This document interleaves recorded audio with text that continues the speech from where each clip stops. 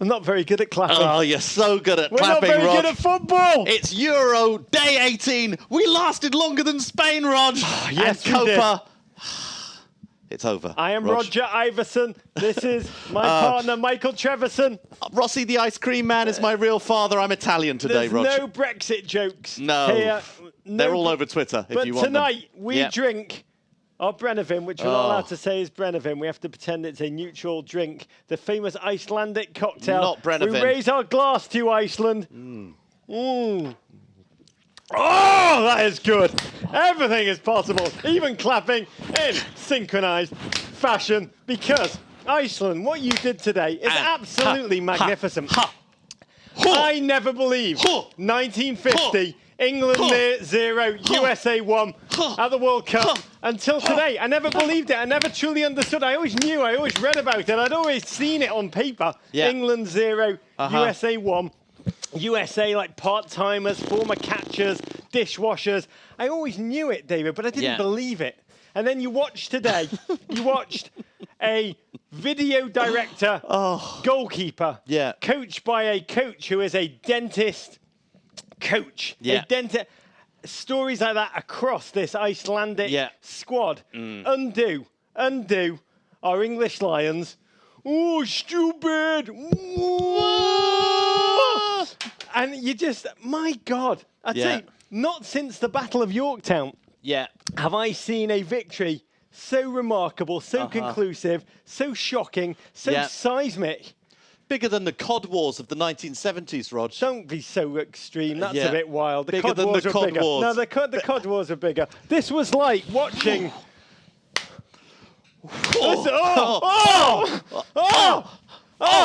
This was like watching, honestly, this was like watching an English, to put into context for you, America, this was like watching an English NFL football team take on the best you could do in America and destroy them.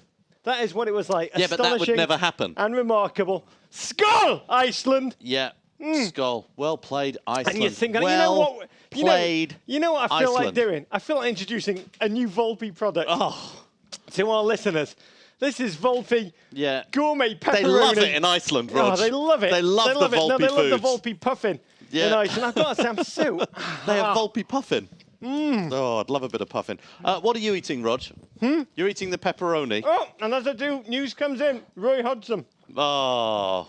Oh. Oh, boy. He's been decapitated. He's no longer. I'm not the manager anymore. Yeah, I'm confused and I don't know what happened. My game plan was for them to chat shit, so Jamie Vardy would tell him to get banged, and it didn't happen. Just console yourself. Just console yourself, Roy. Everything you really know about Roy is it took him 15 minutes with Marcus Rashford on the sidelines to actually decide to bring him on.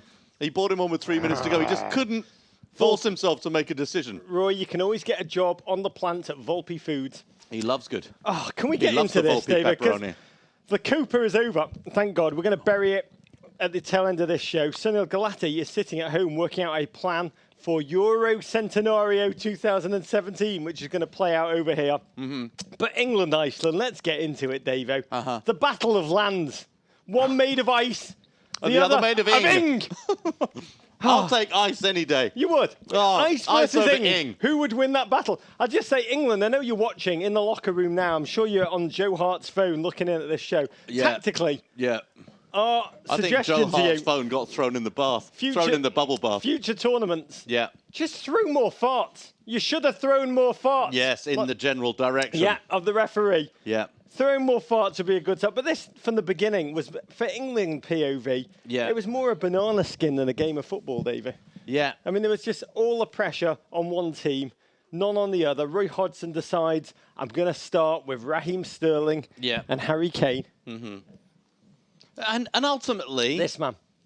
Ultimately, the Raheem Sterling decision ends up being for Roy 3 minutes in. I'm sure he thought I'm somewhat vindicated because the young Waz wins a penalty. Well, he kind of does. Raheem Sterling, his terrible first touch actually came to his favour. Yeah, that's what won him the penalty. He couldn't control the ball. He had the first touch of a young Jossie Zardes, not the current Jossie Zardes, a young Jossie Zardes. And the ball kind of bounced off, but he didn't need to control it because aforementioned video director, musical video director / goalkeeper, Halderson just brought him down.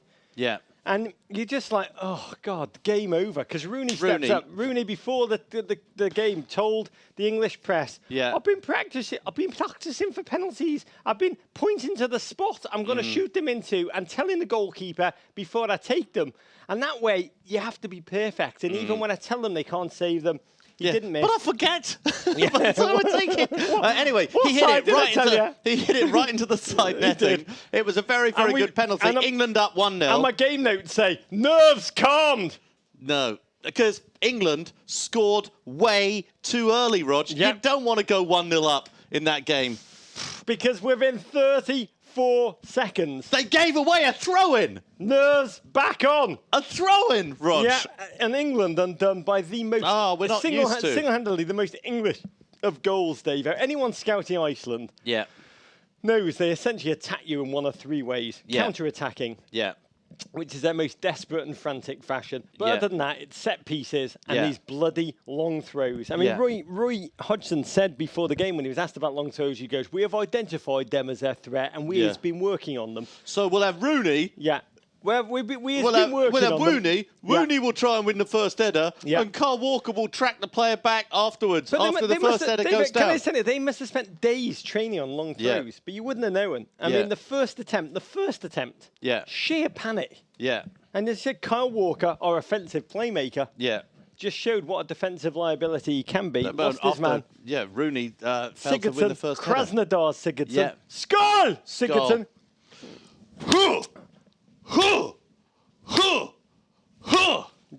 David claps to avoid having to drink this shit. No, I like it, actually. Oh, it's undrinkable. Lex, you didn't like it, did you? I quite enjoy it. She loves it. Can we get a glass for Lex, please? And the look on Joe Hart's face when he let that one in. It was like Ralph Wiggum in The Simpsons. You can pinpoint in slow motion the exact second that his poor little heart breaks. You got him. Oh, I've got him here. Yeah. He's amongst my Volpe products on the side. Poor little Joe Hart. Well, at least that one wasn't his fault. So we're like, how many minutes in, Davo? 4 minutes in. It feels like this one's going to be a close game that England would win 97-96, right? Yeah, I don't think we predicted that it would only be 3 goals in this game at that point. 6 minutes in, Rooney's penalty cancelled out by Ragnar Sigurdsson. And then... on their very first raiding sortie, like Greyjoy pillagers, England defenders held off, and they paid the iron price, Davo. Shambolic England. Sigurdsson, you could say he rolled the ball in the general direction of Joe Hart. Keep saving Joe Hart! Keep making magic! Which was the worst error? Was Robert Green's error worse or Joe Hart's error worse? Well, it's funny you asked that. I mean, if you didn't see the game, Joe Hart palmed the ball into the back of his own net. And very slowly. Which made you ask, which one of these goalkeepers is a part-time video musical director again? No, I don't want to see Joe Hart's music videos, tell you his vids. I don't want to see his vids. You want to see my vids, lad. I don't want to see his vids. You want to see my vids. Don't want to see him. I got at her Rotti, O-E-T-T-I, tweeted us immediately. Robert Green would have saved that. Robert Green would have saved it. Robert Green was looking at the television going, oh, I don't. Joe Hart made a terrible mess of that. And this is after 18 minutes, Rog. For the 12 minutes between the Sigurdsson goal, England basically... more Volpe products! England must have had like 15 shots, had all the possession of the ball. And exactly, as you said, the first raid, Sigurdsson gets forward and rolls it past Joe Hart. And that is it. From that point on, England, every time... I mean, you and I were just laughing more and more throughout the entire game. England were just missing by so far. Harry Kane's free kick in the second half, Rog. I said it won't come within 10 yards of the goal and ended up missing by about 30. It just got worse and worse and worse and worse for England. Oh, a mental test, though. 2-1 down. And you got to think, rationally, this 11 on the field, David, what are they thinking? Rationally, they should be able to say, we've got another Roy over there. We've got a Bob Lee over there. Bring him over. We need friends. Yeah, who do you need? Do you want Roy? I'd love a Bob Lee. And a Roy. I've got to say... Roy. Yeah, there you are. There's Bob Lee. Roy, another one gone. And another one! Harry Kane. Back in happier days. Because the reality is... you won't need those. Yeah. I'll tell you, you might not need any of that. Have some Volpe products. Who else have we got? Let me ask you this, Dave. What's going on in Harry Kane's head? He's got to say, I'm looking around at my team, and rationally, I know we've got all the talent on the field to do this. It's only pressure. We're trained. The tabloid newspapers, they are going to crucify us, but we're trained to block them out and do our bit. I mean, this was just a mental test. Yes, by the way, Iceland were fantastic. They had more blocks in this game than Dikembe Mutombo.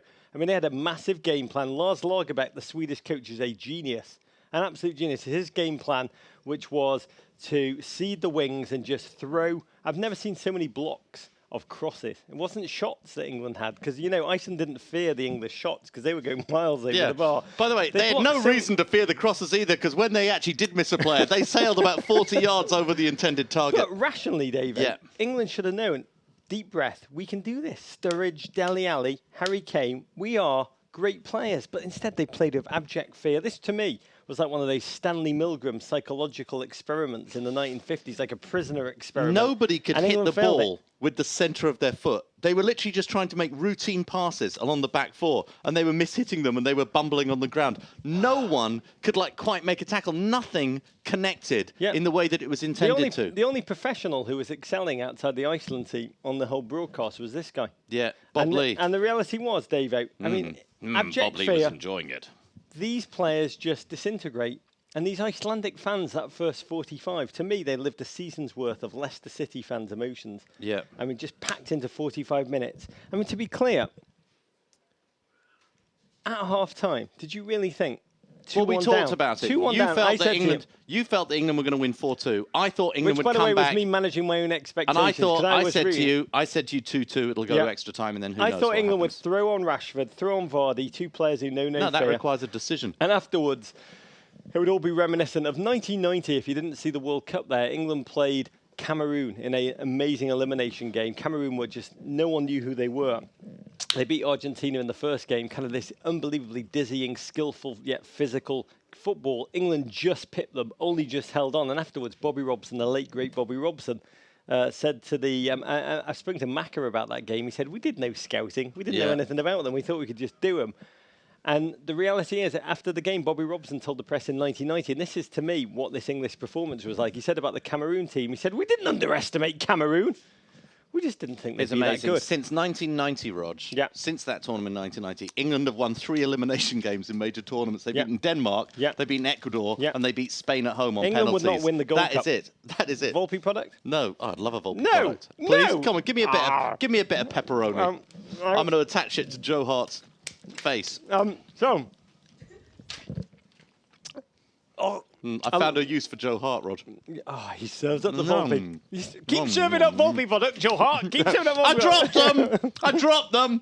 By the way, one of my favourite moments of the game, half-time, an England fan got onto Roy Hodgson's Wikipedia page and just deleted the whole thing and just put in its place, I am a spoon. That's the most English thing. I am a spoon. He's a former spoon. He is a spoon. He's resigned. He's resigned. He's gone. You know what? England dug into their siege position, set up their encampment, constructed some bulky, intimidating siege engines. Iceland began to just block everything in a phenomenal Kareem kind of style. Again, Iceland, phenomenal defending, counter-attacking performance. But can I just say, I think Iceland, though, were needlessly phenomenal. In what way? Honestly, I think if Iceland stood there and not even moved, I'm not sure that England would have been able to score against them. Interesting. You know what? Iceland were needlessly phenomenal. We can't be hypothetical about history. Needlessly phenomenal. We can't be hypothetical about history, but that is fascinating. And in a construct, I'd love to go back and actually compute that, David. Iceland, though, in this game, it wasn't just like what you imagine. Let's just throw bodies at the ball. They actually started to feel confident. Yeah. I mean, on set pieces, they were always dangerous. But they started to saute forward, and I realised when they did why I love this team so much, because I do love this team. You David. do. I love them like you love Volpe products. Yeah. Their success to me is based on a blueprint for youth development, a plan which they've invested in with serious money, and an incredible mentality where before kickoff, whoever they play, even when they're losing games, they think we're going to win. It's an Icelandic thing. They've lived lives of such struggle post-war until the kind of 1990s when things took off in a crazy way for them. But they've lived lives of such hardship. They believe deeply that they are going to win these games. And when I watch them, I believe if the USA can conjure a plan and throw resources at football in a similar fashion, when I watch Iceland, I do think, why not us? Why not the US, David? Yeah. Ultimately, all we need for the US to win, more dentist coaches, more music video director goalkeepers. That's the future that we can only aspire to. Yeah, very, very true. Some very angry tweets coming in from the English Twitterati. Rog, my favourite here. I'm going to have to paraphrase a little. Danny Baker, brilliant British TV writer. You effing awful, craven, humiliating disgrace. Go on, you effers. Pick up your Premier League wages, you cheap blanks. You worms, F you. That was one of the brightest people writing on Twitter for England. And now from Roy Hodgson. Yeah. I know we're in the results business. Now is the time for someone else to oversee the progress of this young, hungry group. Young and hungry? They've been fantastic. They were not fantastic. They were awful. No, you know what? You deserve that for that. That's delusion. Yeah. There's more, Davo. I've asked them. Ray and Gray have asked me to speak on their behalf. They're over me as part of the coaching team and will Ray and Neville. Oh, Lewington and Neville. Yeah. Losing also. Gary, that was a typo. By the way, Gary Neville's coaching record is quite. By the way, everything he touches. This is. I know. But by the way, key within those, though, he's talking about. I know we're in the results business. Stop because getting me on that Volpe product. Because what he is implying, Rog, the implication there is. I responded to criticism when we've started picking the younger players and we're playing a more possession-based style of football. Yeah. And therefore, look, I know that the results aren't there, but this is a young and hungry group who are going to be great in the future. They're English. If this is the way, these are the kind of games that England can only win and have only won historically with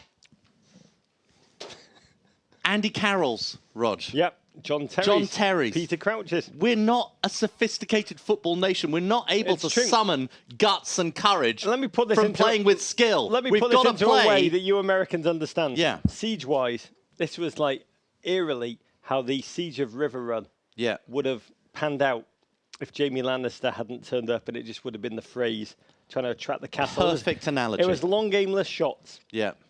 The Harry Kane free kick. Lads, I got this. I've got this. I got this. Back off, lads. I know what I'm doing. It. And he hit it with a certain part of his boot on a certain part of the valve. And it, what happened to it? By the way, whichever free kick you're talking about, because there are two this could apply to, no, it applies to shot, both of not them. The cross. Oh, not the shot, the cross. Went way which out. was just the same. I'm talking about the shot that, shot that went way out. Like, yeah. Oh, it was such a big miss, Rog. It was a minute. Lads, I've got this, lads. Vardy burst through. Can we just say, Ragnar Sigurdsson, a sliding tackle when Vardy was clean through. Yeah, it was a great tackle. That is Iceland's version, I am sure, of the catch. It was a phenomenal human endeavour. It was a tragic comedy in 3 acts at one. It was amazing. And the football then the last 20 minutes to me wasn't football. It was just a set of memes we clicked through. Roy Hodgson with his head in his hand.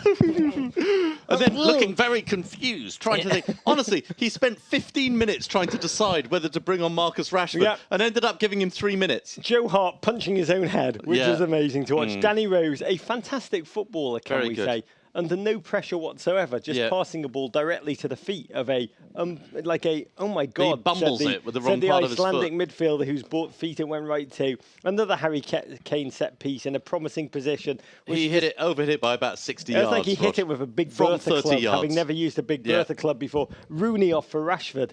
Sometimes before we can usher in the new, the old has to be put to rest. And as much as we adore Ian Dark, but if I were running ESPN, which I'm not, because John Skipper is an amazing man. Yeah. John Skipper. I would have paid great money for the last 15 minutes to just flip to the Icelandic commentary for the last 15 minutes of that game, Dave. I mean, Gummy Ben, the Icelandic journalist, the broadcaster we've all fallen in love with, he must have been having a gummy-gasm for that last 15 minutes. England's approach, David. We've got to talk about it. How do you feel at the end of it? Because I just feel like within the morass of current England, David, this is very reassuring because one thing has not changed. Even though England is falling apart. We're still just as bad at tournament football. It's very reassuring. We're just as bad at tournament football. There's no change. There's no change. England's not going to... We are just as bad at tournament football. How do you feel? Because your heart does bleed for this stuff. No, more so. But I mean, look, I've never bought, and you know I've been quite vocal about this, I've never bought this idea of this new sophisticated England, going to go and play a passing game to go and do it. I couldn't believe that Andy Carroll wasn't selected. I can't believe that the best central defender in England wasn't in the squad still. You wanted Alan Shearer to be in the 23, I wanted Alan Shearer to be playing. We can't play this kind of football. It's just not within us, and we desperately need a sophisticated energizer coach. I'd like one a bit like that, Rog. We're going to get to a hair transplant. I'd like one a bit like that. A coach who can energize the team. We just don't have that. Miguel Herrera, we know you're watching. I love Miguel Herrera. Yeah. It's time for you to He'd love the rain. It's so wet in England. He'd be perfect in England, Rog, Miguel Herrera. Get it on. All I'll say is this hurts far less than you would imagine it would do. Somehow I just feel like it was... Well, the curse of Rog. It's dead. Rog. It is, David. Just so you know, if you don't know... I wouldn't go that far. Who made a film about the Icelandic team? Rog did. But you've made many films and interviews in the past, and people have been cursed. All that's happened is the most recent film you've made has not cursed Iceland against England. Yet. But you were born in England that may have cursed England, Rog. David, you know the end of We won the World Cup in 1966. What year were you born? 1949. 1970, right before the US beat 71. England You were born 70. What have England won since 1970, 71 when you were born? Eurovision Song Contest. Can I just say very quickly? Yeah. One of our favourite movies, both of us, is The Great Escape. And one of the scenes I identify with most is at the end of The Great Escape, which you've probably not seen in America. Yeah. But it's about English army officers spending their... And Americans. On Steve McQueen. Yeah. On crazy effort to break out of a German prisoner of war camp. Yeah. And the brains of the thing are captured at the end by the Germans. And they're being driven, they think, back to prison. They have a cigarette. They stop off in a field. A clearing in the woods. And they say to each other, how are you? Attenborough. Attenborough. How are you doing? I've never... In a funny way, I've never been happier. I've never felt happier. And right that second you hear the click of a German machine gun. And then what? The Germans decide not to return to the prison war camp, but to gun them all down. That's how I feel at the moment. Yeah. In a funny way, Davo. I've never been happier. We're all doomed. Now there is no... There was still some expectation on England. Now there is absolutely no expectation on England. So to conclude... We might not even be going to Russia. To conclude... Oh, what a relief. By the way, talking about Russia, as we're going to in a minute, Lionel Messi, how badly do footballers not want to go to Russia that they retire prematurely? But... Less than they want to go to Rio. Here's what I'll say, very succinctly. Americans watching. Yeah. You felt terrible after the 4-0 lashing to Argentina. That was a performance. Yep. Alexei, if you want to know what shameful is, what we just witnessed was shameful. That, the other day, not shameful. Can I just tell you, so as we always say, and we're going to use some Brennevic to do it, Davo, just say America, skull. Skull. Just remember, that whatever pain you're feeling, it could be worse. You could be English. Yeah, well, you made that decision a long time ago, Rog. Good. Let's talk about Spain, Italy, Davo. Oh, Spanish fans, we make whatever you're feeling. You feel better thinking about us. Where's pepperoni from? Pepperoni from Italia. Yes, and there's no pepperoni in the world like the Volpe pepperoni. Oh, this dude, Rog. This dude. These dudes. Amazing. Can we just talk, first of all, about the Spain jerseys? Have you ever had one of those nights that starts really good? You're like drinking, you're Brennevicking, you're in the bar, you're having a great time. Yep. And then the bar closes and you go home and you've got your mates back in your house. There's nothing to drink, so you just start pounding aftershave because it's the only thing to drink. Never happened. And then you're hungry and like the Volpe products kick in and all that stuff. Hand me a bit of pepperoni. And pretty quick, get it on the Joe Hart, the Joe Hart, the machine. The I like to hold my Joe Hart like this when I'm feeding myself pepperoni. It's like a vape, but for pepperoni. People have told me not to speak on the air when I'm eating Volpe products. Okay. Okay. So you're drinking the aftershave. Yeah. And then with your mates. Suddenly, I don't know what happens between the aftershave and this moment, but you've got your head over the toilet. Yeah. And like the carrots are all coming back up. And then you wake up in the morning and the white shirt you put on that looks so good is just covered in carrot upchuck. That's the Spain shirt, is what your point is. And Spain played us badly. as jerseys, Davo, in this game. But Italy, Rog, Italy were magnificent. When have you seen Spain so restricted? They pressed them. The Spanish fullbacks were so deep. Italy had so much space. They played with energy and verve. This guy, Rog, this guy. This hair transplant victim. How great is it that we've got him in the Premier League? And of all teams, by the way, what's Chelsea, that gesture that he's doing there exactly? It's a little fascistic. Yeah, it might be. It's a little fascistic. Yep. The pass didn't have to be that way. Can I say about Italy? It's not as good as that one. I like that gesture for gesture. By the way, I want a bit more of that and a bit less of that. Ain't knowing fascist, though, to be candid. But an unabashed fascist. Hiding it. Can I just say, Italy, what amazed me about them, they weren't daunted. Yeah. There was a sense amongst them before this game that this wasn't the Spain that had kept dumping them out of tournament after tournament, hadn't won since 1994. I mean, they said in their press conferences, we believe we're living the end of the Spanish era, that this team are mortal. And they came at Spain early, overrunning the Spanish midfield. Pella, heading low, kept out only by an extraordinary save down at his post by David De Gea. Spain just, from the beginning, they were not Spain, David. Susceptible at the back, unable to move clinically at all in the final third. Italy pressed so hard without any kind of fear. And they just tactically outplayed Spain, which must make you quite excited when you think, Antonio Conte, very, very good. Rog, the goal, De Gea had an amazing game, Rog. Honestly, Italy could have scored 4 or 5. He played like a man determined to make sure they could walk into any brothel in Spain and never have to pull out his credit card. But the one, no comment. But the one mistake he made gifted the goal for Giorgio Chiellini. The header, free kick, not held by De Gea. Yeah. Who predicted that Chiellini would score in this game? You or me? I thought he was the gent of the game. I said he was the gent. He was amazing. Chiellini scored. Big goal. I love him. I love him. I love hard central defenders who are kind of old and a bit slow. That's my kind of player. There was an amazing ruck around the goal, and it was Chiellini that poked the ball through. That bite he took from Uruguay and Luis Suarez, I think it infected him, gave him a striker's finish, a clinical finish. Very good point. Out of even the worst bite comes a great upside. And we wondered at halftime, would Del Bosque be able to make the tactical changes to salvage the game? Yeah. Spain upped their urgency, really came to life in the final 15 minutes, pushed and pushed and pushed. 87-year-old Gigi Buffon proved that he wasn't just picked to sing the national anthem for Italy. I mean, but there was really a moment when I knew that Spain were not going to score. It was the 75th moment. The ball went out of bounds. It landed at Conte's feet. And it was the moment when we realised Conte is made for Chelsea and Chelsea is made for Conte. What did he do, David? What? I didn't see this bit. He lashed the ball. Oh, yeah. He just booted it miles out. Yeah, he is.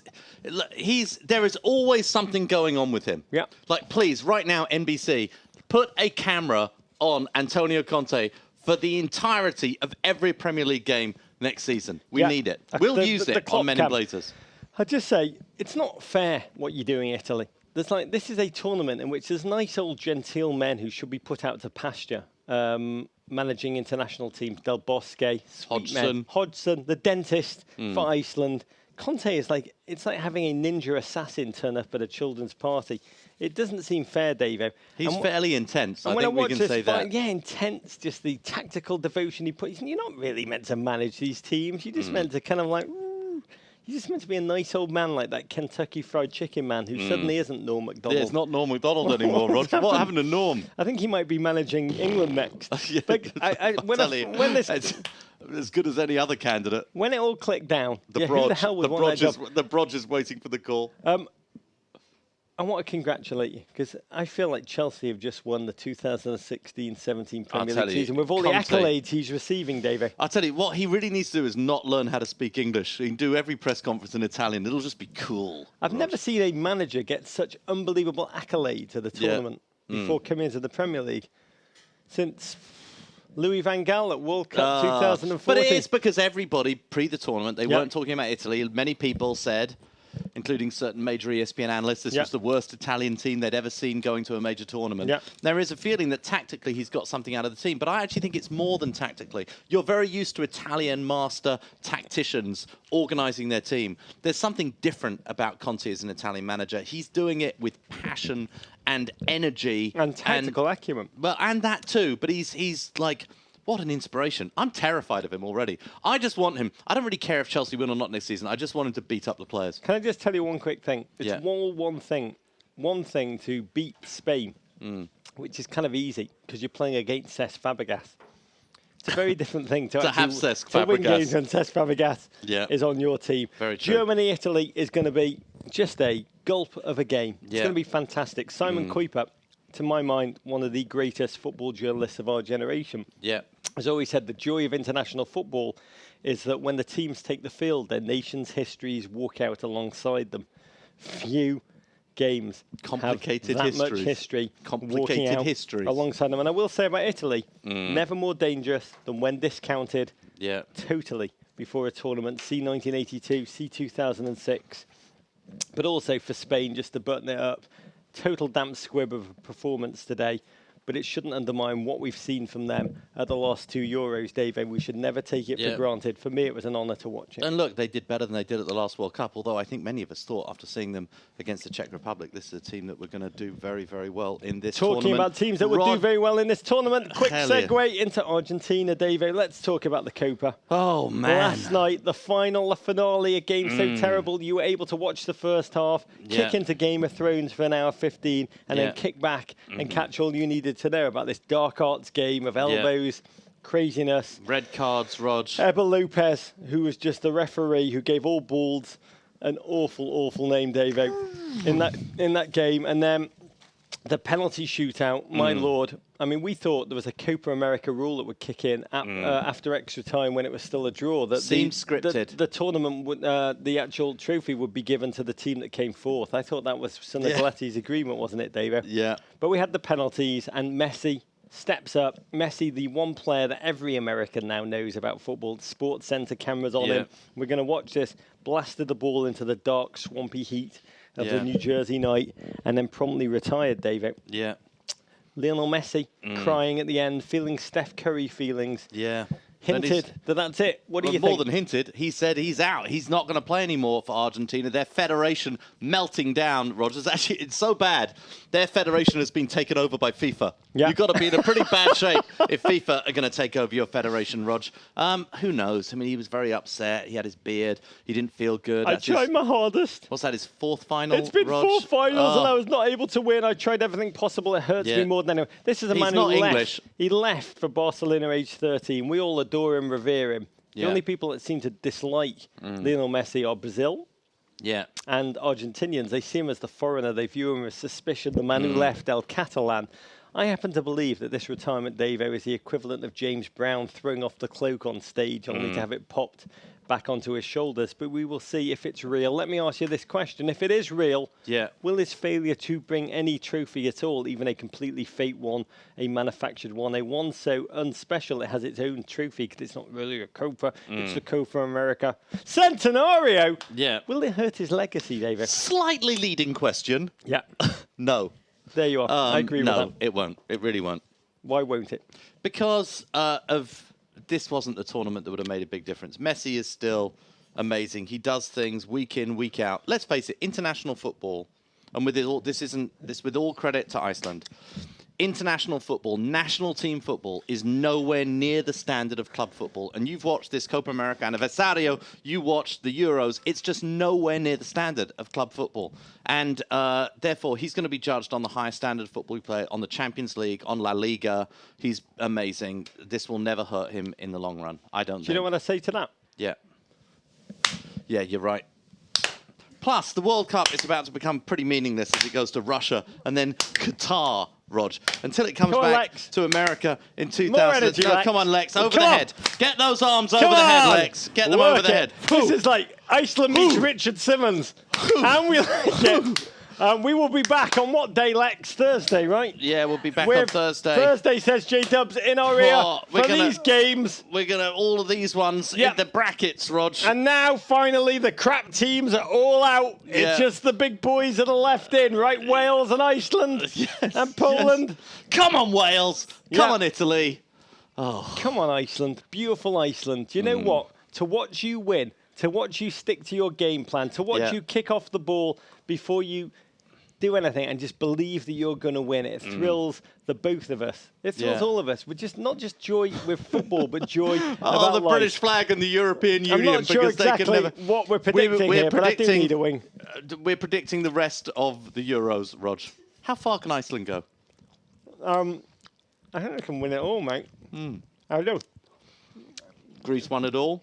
Greece had a financial crisis. Iceland had a financial crisis. Yeah. I'll go. Iceland win it all. Do you know why Iceland could win it all? They don't have a single English player playing for them. Not one. I love them. So from Roger Iverson and Michael Treverson, we salute you, an island with 80,000 active volcanoes and 8 million puffins. I love puffins, Davo. And 400 footballers that you can actually choose from which you chose the 11 that slayed our mighty country. We say to you, Skull. When you said puffin, it put me off my chicken wing.